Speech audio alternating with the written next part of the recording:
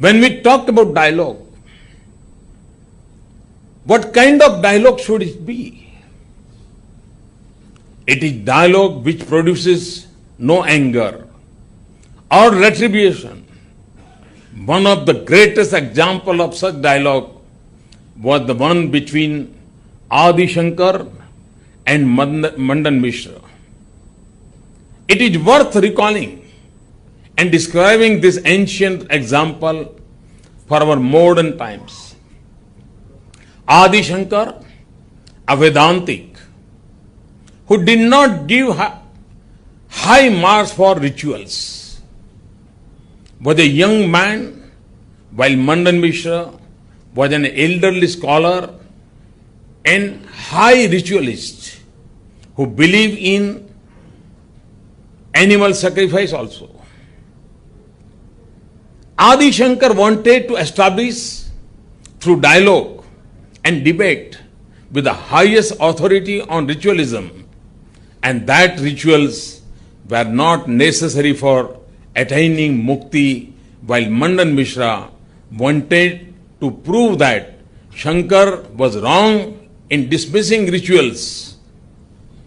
This was how, in ancient India, debates on sensitive issues between scholars avoided such issues being settled in streets.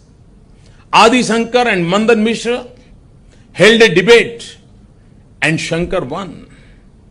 But the more important point is not the debate itself, but how was the debate conducted. It is a fascinating story that will remain one of the highest forms of debate for all times for humanity. It was agreed that if Mandan Mishra lost, he would cease to be householder, Grostha Dharma, and accept sannyas.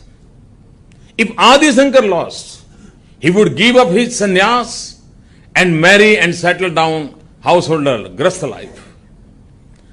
Mandan Mishra, a high scholar, offered to Adi Shankar, who was young and therefore Mishra considered unequal to choose a referee of his choice. Adi Shankar chose Mandan Mishra's wife, a scholar herself, as the referee. If Mandan Mishra lost, she would lose her husband. But see what she did. She asked both Shankar and Mandan Mishra to wear fresh garlands and then begin the debate, and said that the one whose garland loses its freshness would be declared as the loser. Why? Because if one gets angry, the body will develop heat, and as a result, the garland flowers will lose their freshness in that heat.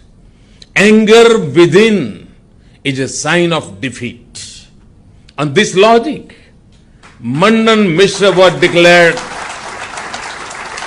as having lost the debate, and he accepted sannyas and became disciple of Shankar. This demonstrates the vitality of dialogue, and that too, dialogue without anger and conflict.